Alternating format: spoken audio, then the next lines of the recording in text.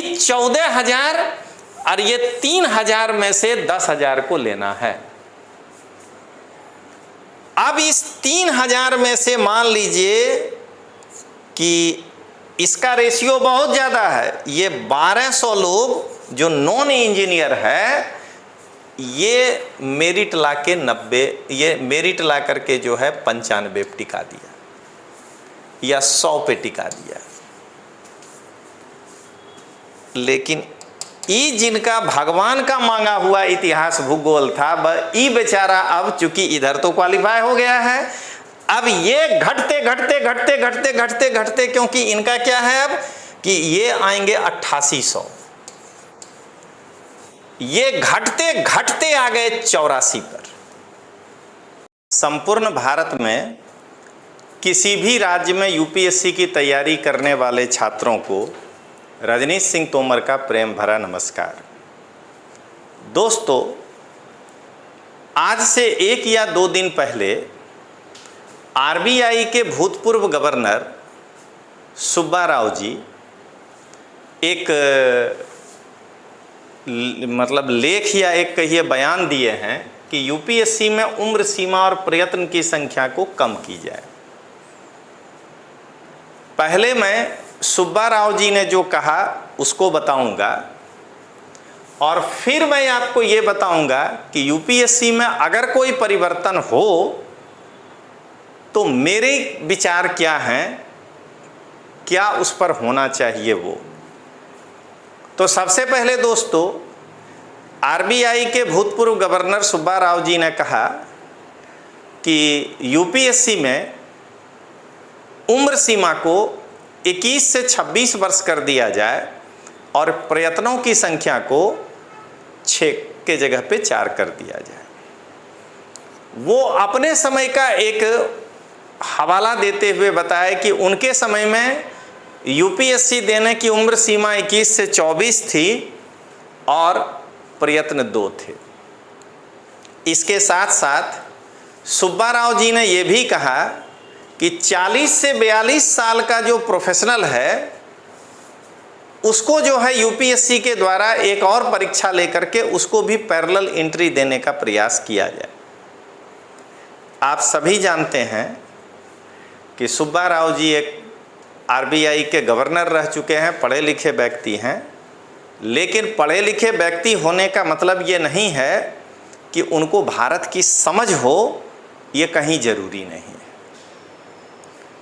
मैं आज सुब्बा राव जी से कई प्रश्न भी करना चाहूँगा और यूपीएससी के बदलाव के लिए इस तरह का तुगलकी फरमान जारी करने की उनको क्यों आवश्यकता पड़ी, बिना सोचे समझे मैं उस पर भी बात करूँगा। सबसे पहले सुब्बा राव जी ये बताएं कि जब तक उम्र 21 से 24 तक था वो सही था, आकि 21 से लेकर के जब पहली बार 26 फिर 28 और उसके बाद 32 किया गया तब सही था। मैं यहाँ आगे बढ़ने के पहले सुब्बा राव जी से यही कहना चाहूँगा कि सुब्बा राव जी, अगर आप आधुनिक भारत का अध्ययन कर लिए होते व्यवहारिक तरीके से तो शायद आप ये जवाब नहीं देते। जरा आईएएस की तैयारी करने वाले छात्र समझिए कि उम्र को जो घटाने की बात आधुनिक भारत में हुई थी उसका कारण क्या था। उसका कारण एक ही था कि भारतीय पास नहीं कर पाए। तो मुझे लगता है कि सुब्बा राव जी या तो ब्रिटिश वायसराय को प्रतिनिधित्व कर रहे हैं या ब्रिटिश वायसराय के उस रिकमेंडेशन से कुछ ज़्यादा प्रभावित हैं। उम्र घटाने की बात जहां आप करेंगे, जिस तरह से ब्रिटेन के लोगों को एक सुविधा देने के लिए उम्र घटाया गया कि भारत में अवेयरनेस कम है, लोगों को ग्रेजुएट होने में समय लगेगा, तब तक उनका उम्र पार हो जाएगा। सुब्बा राव जी भारत के उस अपर क्लास को, कास्ट में नहीं कह रहा हूं, अपर क्लास को जो है समर्थन कर रहे हैं कि जो बड़े बड़े शहरों में और दो साल 3 साल के उम्र में स्कूल भेज देते हैं, जिनके पिताजी जिस बच्चे को केवल उसको ही यूपीएससी देने का अधिकार है, सुब्बा जी के अनुसार गांव में रह करके तैयारी करने वाले छात्रों को अधिकार नहीं है, क्योंकि उनके पिताजी तो 6 साल में स्कूल भेजते हैं। मैं यहाँ सुब्बा राव जी के इस विचार को सीधे सीधे खारिज कर रहा हूँ कि यूपीएससी का उम्र अगर घटाए जाने का ये सुझाव दे रहे हैं तो ये ब्रिटिश वायसराय और ब्रिटिश सम्राट से प्रभावित होकर के भारत के इंटेलेक्चुअल वर्ग या सो कॉल अपर वर्ग को जो है सपोर्ट करने के लिए ये इस तरह का बयान दिए हैं। और या एक बात ये हो सकता है कि सुब्बा राव जी खुद एक इंटेलेक्चुअल वर्ग से हों, उनको पता नहीं हो कि गांव में क्या समस्या है। और मुझे लगता है कि ऐसे ही लोगों के कारण देश का आर्थिक विकास कभी कभी अवरुद्ध होता है, क्योंकि इनकी सोच जो है वो औपनिवेशवादी है। अब दोस्तों मैं एक स्टेप आगे बढ़ता हूं। सुब्बा राव जी पहले ये नहीं समझ पाए कि अब जब नई शिक्षा नीति के लागू होने के बाद 16 साल में कोई बच्चा 10वां पास करेगा, 18 साल में 12वां पास करेगा और 22 साल में मिनिमम 8 से ग्रेजुएशन करेगा, और इंजीनियर होगा तो 23 साल और डॉक्टर होगा तो 24 साल। तो जरा बताइए कि 4 ट्रायल 24 साल वाले को देकर क्या करेंगे जब उम्र 26 साल बचेगा। हमको लगता है कि यही सब काम ही पूरा जीवन किए हैं, सरकार को ऐसे ही अलग गलत सलाह देते रहे हैं। सबसे पहले यही समझना है कि आज भारत के गांव में रहने वाला बच्चा 5 से 6 साल के बीच में स्कूल जाता है, उसको ग्रेजुएट होते होते 22 साल लग जाता है। आप किस तरह का कंपटीशन लाना चाह रहे हैं? और मुझे ऐसा लगता है कि सुब्बा राव जी अंग्रेजी माध्यम के छात्र को छोड़कर बाकी माध्यम के छात्र से जो है घृणा करते हैं, इसलिए वो इस तरह की बात की है। मैं यहां खुलकर कहना चाह रहा हूं, इस बात का इतिहास भी गवाह है कि उम्र घटाने की बात अंग्रेजों ने तभी किया था जब उसको अपने लोग भरने थे। दूसरी बात, एकलव्य भी उतना ही अच्छा धनुर्धर था जितना अर्जुन था, इसका मतलब, और कर्ण भी उतना ही अच्छा धनुर्धर था। इसका मतलब कि गांव में अगर कोई छात्र हिंदी माध्यम से पढ़ रहा है, गुजरात के गांव में कोई छात्र गुजराती माध्यम से पढ़ रहा है, महाराष्ट्र के किसी गांव में कोई छात्र मराठी मीडियम से पढ़ रहा है, तमिलनाडु के किसी गांव में कोई छात्र तमिल मीडियम से पढ़ रहा है, तो ऐसा नहीं है कि उसकी आईक्यू या उसके सोचने की क्षमता बड़े बड़े नगरों में बैठ करके बड़े बड़े महंगे स्कूलों में पढ़ने वाले अंग्रेजी माध्यम के छात्र से कम होगा। वह एकलव्य है। यहाँ पर प्रशासन संभालना है, किसी भी भाषा का आदमी संभाल सकता है। आपको मैं आज एक उदाहरण देना चाहता हूँ।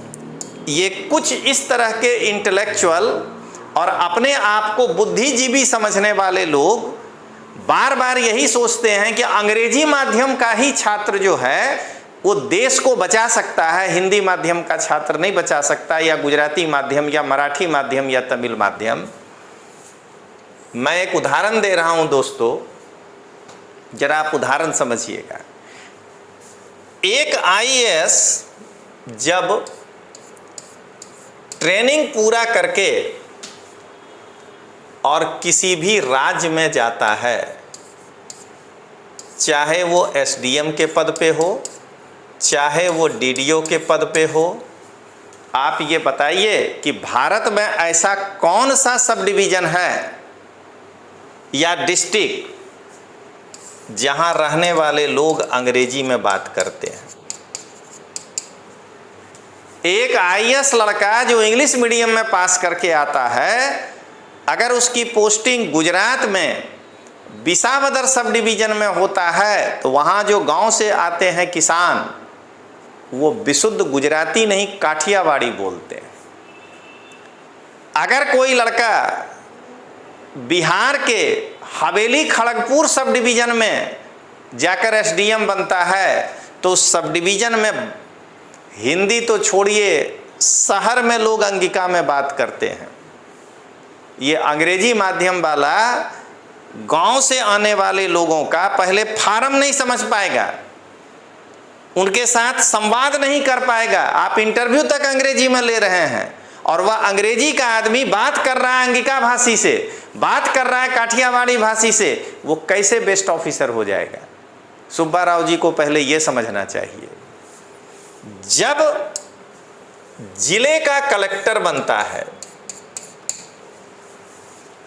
जो 10 साल कम से कम वो उस पद पे रहता है, जरा बताइए, जिले का कलेक्टर बनिएगा और मुंगेर जिला का कलेक्टर बनाया जाएगा। मुंगेर शहर में लोग आज भी बोलचाल में अंगिका ही बोलते हैं कि हे रे की करे छे रे, बाजार गेल हैं की रे, अरे हमरो समझ में नहीं है।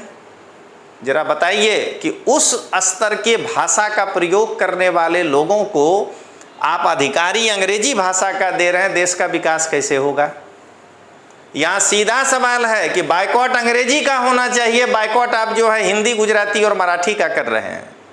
मैं किसी भाषा का विरोधी नहीं हूँ, मेरा बच्चा भी अंग्रेजी मीडियम में ही पढ़ा है, लेकिन मैं बात कर रहा हूँ प्रैक्टिकल, व्यवहारिक, कि मुंगेर जिला का बैठा हुआ कलेक्टर जो अंग्रेजी माध्यम का है, वो गांव के उस अंगिका भाषी आदमी के समस्या का समाधान कैसे करेगा समझ करके? तो बॉस बनकर बैठ जाएगा, 2-4 हैकड़ी दिखाएगा, डांट के भगा देगा ऑफिस से। अब जरा आप सोचिएगा, सुब्बा राव जी ये आप ही के लिए, मुंगेर नहीं, चलिए आरा में जो है आप कलेक्टर बना देंगे।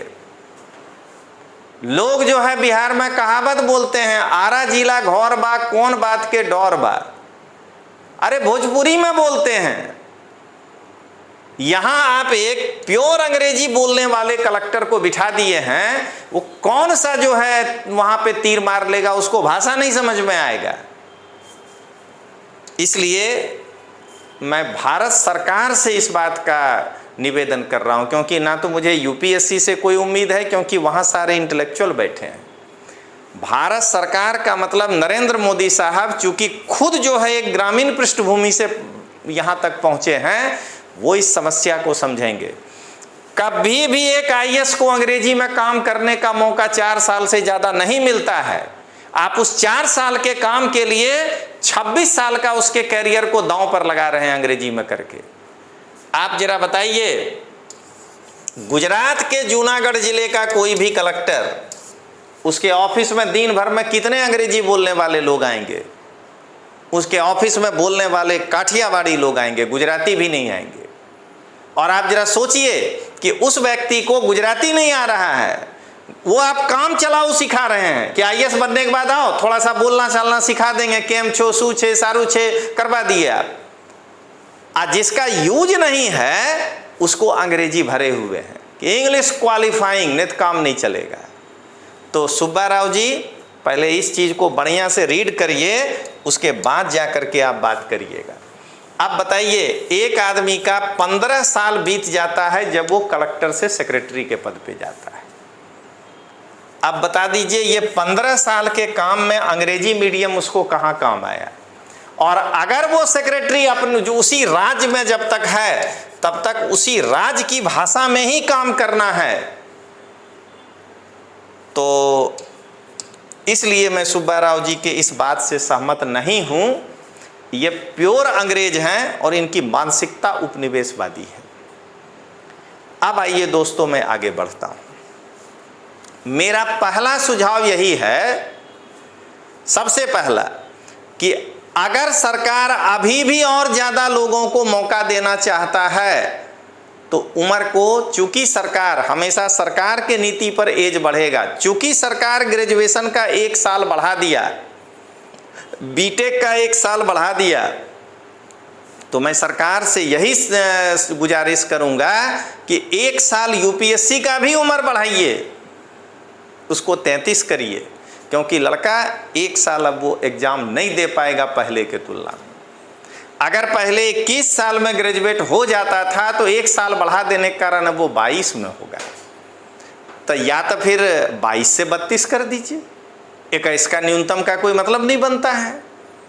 तो ये है सुब्बा राव जी को पहला सलाह। दूसरा, अब मैं सुब्बा राव जी को दिखा दिया आपको कि इनको भारत की कुछ जानकारी नहीं है, और ऐसे ही लोग प्रशासन में ऊपर बैठे हैं जिसके कारण भारत के कुछ लोगों को लाभ मिल रहा है और बड़े लोग जो हैं इस लाभ से वंचित रह जा रहे हैं, क्योंकि उनकी मानसिकता, उनकी सोच में उपनिवेशवादी सोच भरा हुआ है। अब आइए यूपीएससी के परिवर्तन पर मेरे सुझाव। सबसे पहला सुझाव कि आप अगर ये देख रहे हैं कि अलग अलग राज्यों में अलग अलग भाषा के लोग होने चाहिए, क्योंकि वहां पर काम आपको उसी भाषा में करना है, तो इंग्लिश क्वालिफाइंग आप रखे हैं मेंस में, कोई दिक्कत नहीं है। लेकिन सबसे पहले एक कोटा तय होना चाहिए।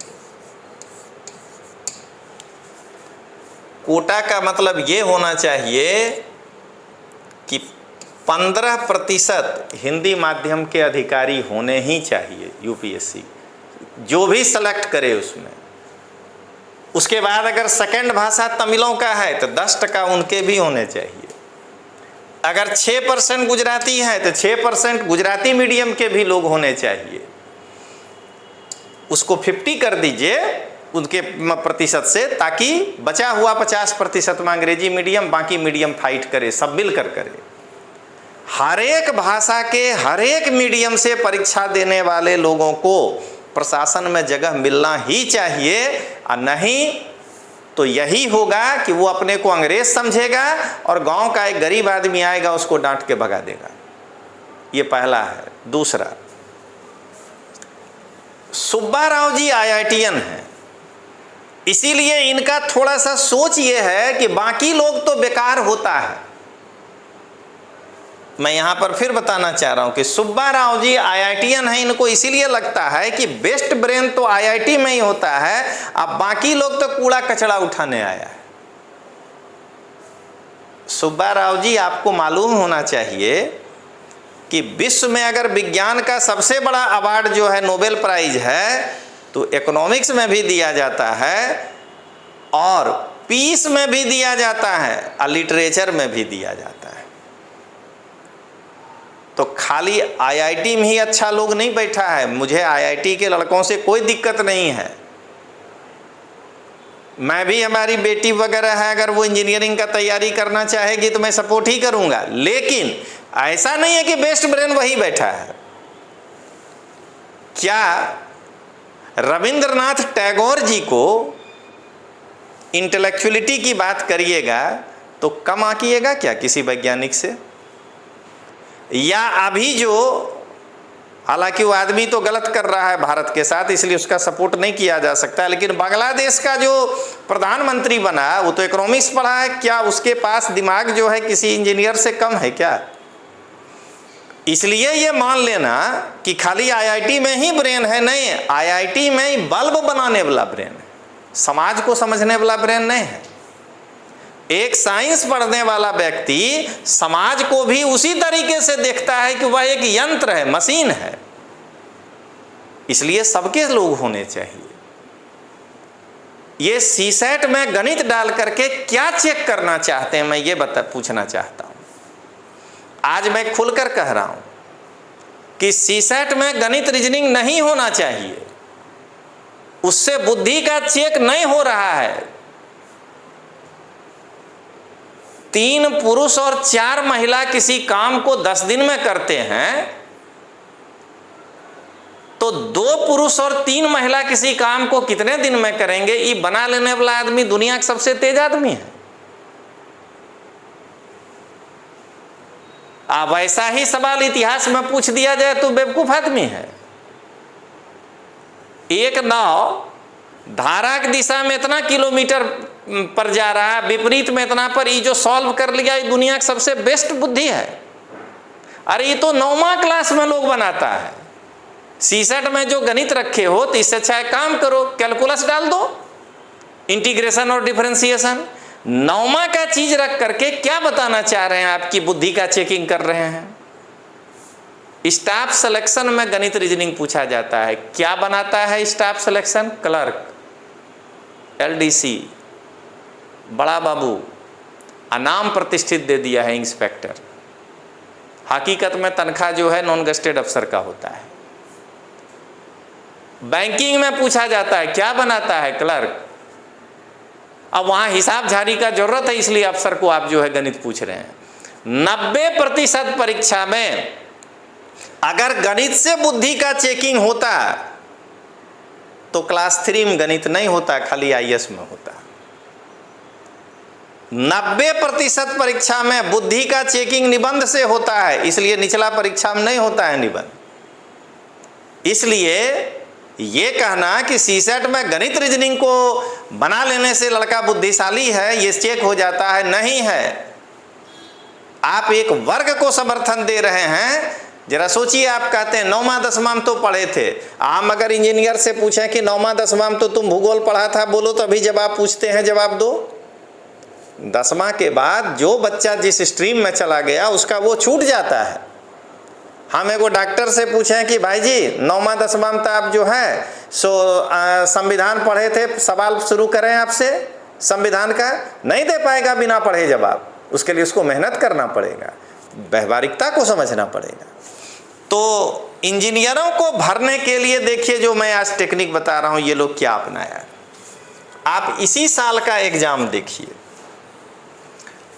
GS 1 के पेपर में लड़के क्या कह रहे हैं कि पेपर तो इजी था, मॉडरेट था। मैं भी मानता हूं, 10 लाख लोग फार्म भरा है। अब पेपर इजी और मॉडरेट है तो मेरिट 45% से ऊपर कोई कोचिंग या कोई भी लोग क्यों नहीं बता रहा है? 200 नंबर का परीक्षा है, पेपर इजी है, मॉडरेट है, 10 लाख लोग परीक्षा दिया है, तब मतलब 10,000 लड़का नहीं है पूरे भारत में जो 45% को पार कर सके? बिल्कुल है। एकलव्य का अंगूठा ले लिया जा रहा है सीसेट के माध्यम से, और कुछ नहीं है। इतना भारी पूछो, भारी का मतलब कॉम्प्रिहेंशन पूछो ना, भारी कितना पूछते हो? नहीं, गणित और रीजनिंग का इतना ज्यादा उसमें मात्रा डाल दो कि आर्ट्स का मेधावी छात्र जो कि कर्ण है, जो कि एकलव्य है, उसका अंगूठा काट लो को अर्जुन के सामने लड़ नहीं पाए। आप यहां डाल दिए 67 मार्क्स। अब कहानी देखिए दोस्तों, जो मैं समझा रहा हूं उसको जरा बढ़िया समझिएगा। मैं एक डेटा केवल रख रहा हूं आपके समझने के लिए। 1 लाख लड़का परीक्षा दिया, सीसेट का डर ऐसा बैठा हुआ है कि उसमें 90,000 जो है इंग्लिश मीडियम का है और 10,000 लड़का है जो हिंदी, गुजराती, मराठी इसका है। इस 90,000 में 60,000 से ज्यादा इंजीनियर बैठा हुआ है, ये मान करके कि सीसेट निकालेंगे, मेरिट तो नीचे गिरना है, हम पास कर जाएंगे।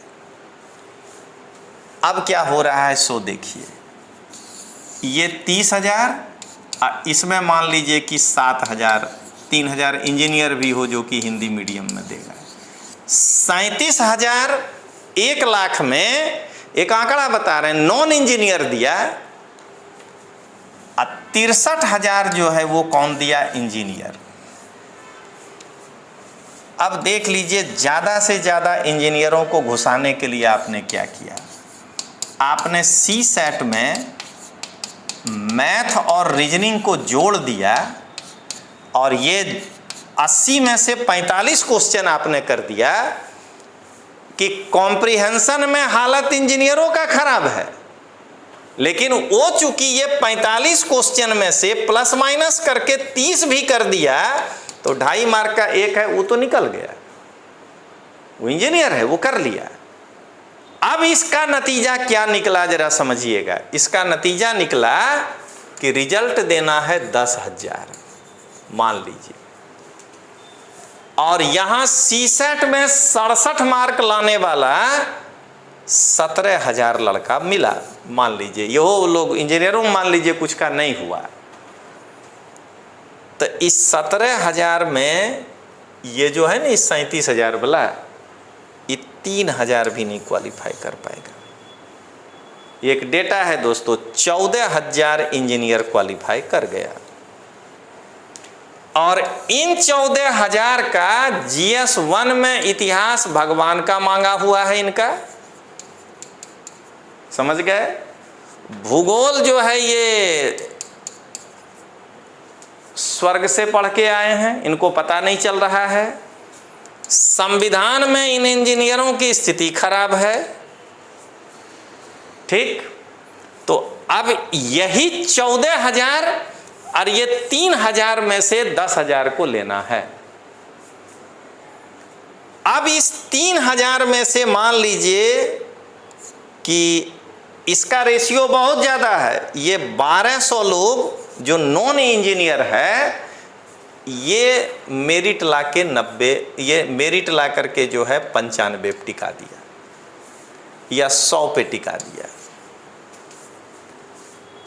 लेकिन ई जिनका भगवान का मांगा हुआ इतिहास भूगोल था, ई बेचारा अब चूंकि इधर तो क्वालिफाई हो गया है, अब ये घटते घटते घटते घटते घटते घटते, क्योंकि इनका क्या है अब कि ये आएंगे 8800, ये घटते घटते आ गए 84 पर। बस पूरा का पूरा भारत कन्विंस हो गया कि यार यूपीएससी सवाल बहुत तगड़ा पूछता है। देखो मेरिट 84 ही गया है, लेकिन यहां पर वो जादुई बात किसी को नहीं पता है कि सीसेट में नॉन इंजीनियर को पहले बाहर कर दिया, और उसके बाद जो है ना अब मेंस देना है। आप हैं 1,200, ये है 8,800, इंटरव्यू में कौन पहुंचेगा? ये 1,200 में बेचारा लड़ झगड़ के 700 पहुंच जाएगा, मान लेते हैं 3,000 के इंटरव्यू में या 3,500 के इंटरव्यू में, ये मान लेते हैं 500 पहुंच गया, तो बहुत अच्छा परफॉर्म किया। इनको नहीं ऐसे लिखने आ रहा है, नहीं इनको जीएस ठीक से लिखने आ रहा है, लेकिन ये अब उसी रेशियो में 750 नंबर किसी तरह घींच तीर के बीए पास नंबर ला करके ई पहुंच जाएगा 5,000, ये पहुंच जाएगा 3,000 इंटरव्यू देने। अब ये 500, ये 3,000, 3,500, और अब होगा खेला। ये हिंदी माध्यम बुलाया है, इसको 160 देख भेजो। अरे इंडिया का बेस्ट ब्रेन आ गया, IITian अंग्रेजी में आइए, ये साहब बैठिए बैठिए, इसको 210 दो, समझ गए। और उस खेला में ये 500 में से बेचारा 300 पास किया, 1,000 सीट में सब मीडियम मिला के बेचारा 200 पास किया। वो जो है 8800 में से जो 3,000 आया था वो कर गया 800, और उसके बाद जो है पूरे भारत का जमात कोचिंग वाला भी पीठ ठोक ठोक के देखा, ये IITian था, टॉप कर गया। इसका 400वां रैंक है, हिंदी माध्यम का है। अरे एक बेंच पे लड़ने तो दो। तो आज मैं सबसे पहले यही सरकार से अनुरोध कर रहा हूं कि सीसेट पेपर हटा दिया जाए। मेरा मानना है कि अगर खाली जीएस पर पीटी हो जाए ना, मेरिट 105 चला जाएगा इतने में, और बड़ी संख्या में इंजीनियरिंग बैकग्राउंड का लड़का फेल हो जाएगा। और मैं विरोधी नहीं हूं, मेरा मानना है सारे विषय के तब अच्छे लड़के आएंगे। वह इंजीनियर भी योग्य है जो 105 लाया, और वह आर्ट्स वाला भी योग्य है जो 105 लाया। यहाँ क्या हो रहा है, आर्ट्स वाला 95 लाए हुए है, बेचारे का सीसेट में हाथ था कमजोर, इस कारण से बेचारा जो है फेले हो गया, सीसेट में नहीं क्लियर हुआ। अब वहाँ आता ना इतिहास था, ना भूगोल था, ना मंगोल पता है, ना चंगेज पता है, ना तैमूर पता है। कहीं ऐसा नहीं हो कि इंटरव्यू में कोई इंजीनियर से पूछे कि तैमूर किसका बेटा था, तो कहे करीना कपूर का बेटा था, कहे कि इतिहास ही नहीं पढ़ा है। और उसके बाद जा करके जो है इसमें क्या होगा, सारे बेस्ट लोग आएंगे। मैं किसी का शिकायत नहीं कर रहा हूँ, यहाँ मैं उस प्रोसेस के ऊपर प्रश्न खड़ा कर रहा हूँ। ऐसा नहीं है कि इंजीनियर बेकार ही होता है, डॉक्टर बेकार ही होता है, लेकिन ऐसा भी नहीं है कि बीए इतिहास पढ़ने वाला बेकार होता है। अच्छे लड़के हर स्ट्रीम में होते हैं और हर स्ट्रीम में जो है अच्छे लड़के नहीं होते हैं, ब्रेन नहीं होता है। तो ये सबसे पहला कहानी है। दूसरा कहानी क्या है कि अगर सीसेट रखना ही है तो 80 का 80 क्वेश्चन कॉम्प्रिहेंशन होना चाहिए, मालूम चल जाएगा कि कौन योग्य लड़का है। हम काहे गणित पढ़ने जाएं? अगर हम कलेक्टर हैं तो कैलकुलेटर से हमको जोड़ घटाव करना है। हम क्लर्क थोड़े हैं कि हमको जो है जोड़ घटाव बैठ के करना है, उस क्लर्क के जोड़ घटाव को चेक करना है। हमको काहे गणित पढ़वा रहे हो? और अगर इतना ही इंपॉर्टेंट है तो मेंस में जो कभी स्टैटिस्टिक्स पूछा जाता था उसको क्यों हटाए? अगर आईएएस अधिकारी को एकदम बिना गणित के कामे नहीं चलेगा, एकदम नहीं हिलने नहीं देना इसे, अगर ऐसा है तो उस आईएएस अधिकारी को जो मेंस में स्टैट पूछते थे, जो आज भी बीपीएससी में पूछा जाता है, उसको हटाया का है? यही सुब्बा राव हटवाया होगा। तो इसका मतलब कि जहां इंजीनियरों का पोल खुल जाएगा उस सवाल बनाने में, वहां आप जो है ये किए हैं। तो दोस्तों मैं इस पर फिर वीडियो बनाऊंगा, लेकिन मैं आज सुब्बा राव जी के इस सलाह पर बेहद आहत हूँ। मैं भी 24-25 साल से आईएएस के लड़कों को पढ़ाता हूँ, लड़के को पास कराता हूँ और लड़कों के डायरेक्ट संपर्क में हूँ। सुब्बा राव जी जितने लड़कों के डायरेक्ट संपर्क में नहीं होंगे अब तक, उससे ज़्यादा लड़कों के डायरेक्ट संपर्क में हम लोग रहे हैं। तो मैं यही कहना चाह रहा हूँ कि सुब्बा राव जी ने भारत के सामाजिक ताने बाने का बिना अध्ययन किए हुए एक लोकप्रियता प्राप्त करने के लिए ये जो है शगुफा छोड़ा है। और मेरी भारत सरकार से यही विनती है कि इसको बिल्कुल स्वीकार नहीं किया जाए। तो चलिए दोस्तों मिलते हैं, तब तक के लिए जय हिंद, जय भारत।